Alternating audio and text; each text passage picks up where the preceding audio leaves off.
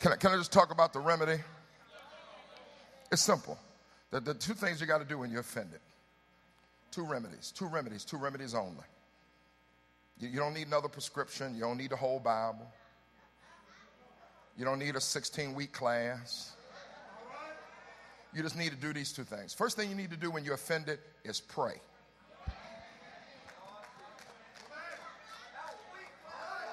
Okay, I didn't get no amens on that. I ain't going to spend no whole lot of time in it, because if you're a Christian and you ain't for prayer, I ain't got no whole lot of time to spend with you.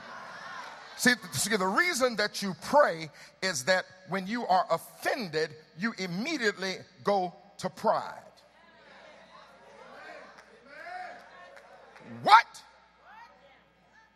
You must not know who I am. You're going to talk to me like that? Like I ain't nobody? I'm somebody. How dare you? And you feel offended. You in the right. You've been mistreated. And you just exalting. You going from 5'8" to 6'1" to 6'7" to 7'2". Pretty soon you 9 feet tall in your offense. But when you pray, you got to get on your knees.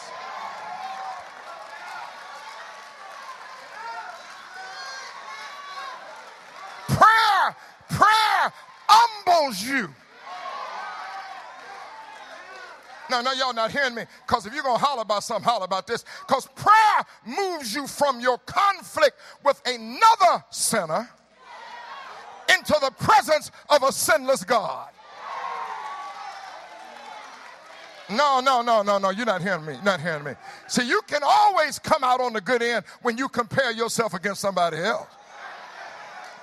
They did you wrong. And look, I was right. I ain't done nothing. As my little daughter Lauren said when she was little, her brother be tormenting her. She said, Daddy, stop Michael, because I haven't done anything to him. She was offended. And I'm saying, but when you get in prayer, you're not measuring against me. You're not measuring against dimes. You're not measuring against Skinner. You're measuring yourself against Jesus. And it humbles you. And here's the second thing it does when you pray. It reminds you, listen, you have been offended, but you also an offender.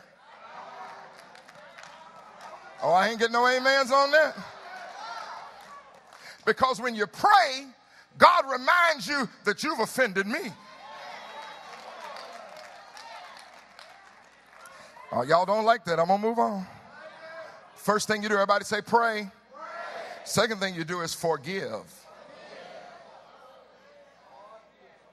Jesus said, when you stand praying, didn't say if, said when you stand praying, if you have anything against anyone, forgive them. Here's the connection. It rings through everything. Y'all won't get with me. It says, forgive them so that your Father in heaven will forgive you.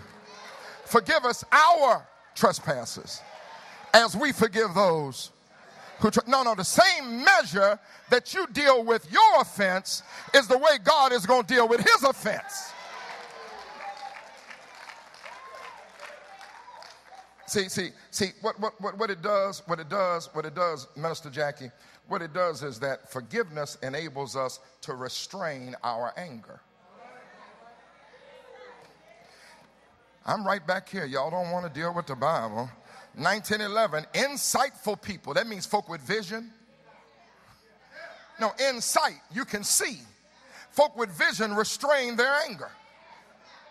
They restrain their anger because when you're offended, the first thing you want to do is the big payback.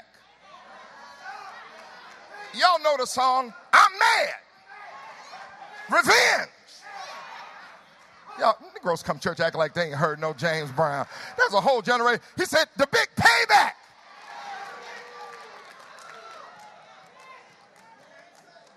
And he yelled, the chorus is, revenge. So I want to get this person back for what they've done to me. But it also, wait a minute, it not just restrains your anger, but it allows you to ignore an offense. Because you can't look over something. I don't promote amnesia. If you ask Jesus when you go to heaven, and you won't be, that'll be way down. That'll be like in the 10 millionth year when you decide to ask that. But if you ask Jesus, do you remember what Judas of Iscariot did to you? Jesus doesn't have amnesia. He remembered exactly. Do you remember what Peter did to you? Your boy hung with you, walked on the water, Mount Transfiguration. Act like he didn't know you. Jesus hadn't forgotten those things, but when you forgive them, you go over them. So yeah, I remember that. But like Teddy Pendergrass said, it don't hurt now.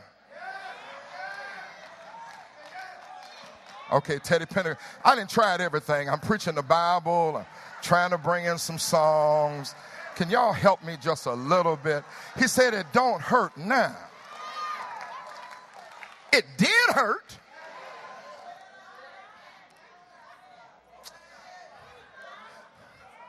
Forgiveness enables us to restrain our anger. It allows us to ignore an offense. It keeps us from lashing out at the offender. And it stops us. This is the hard thing. That's why you know you haven't forgiven.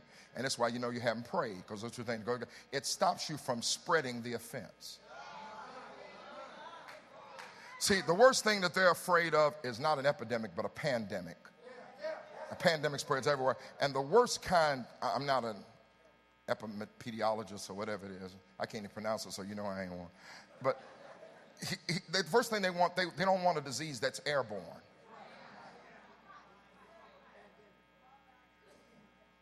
You got to really get up close to HIV.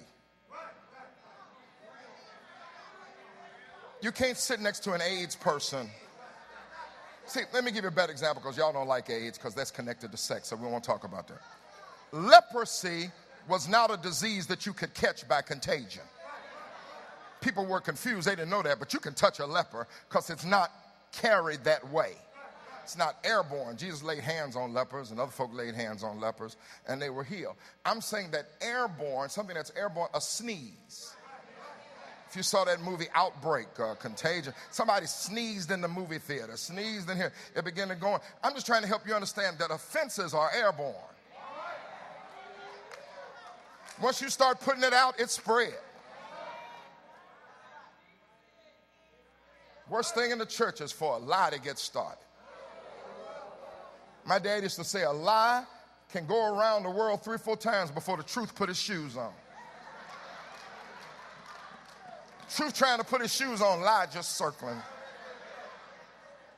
All right, I'm going to move on.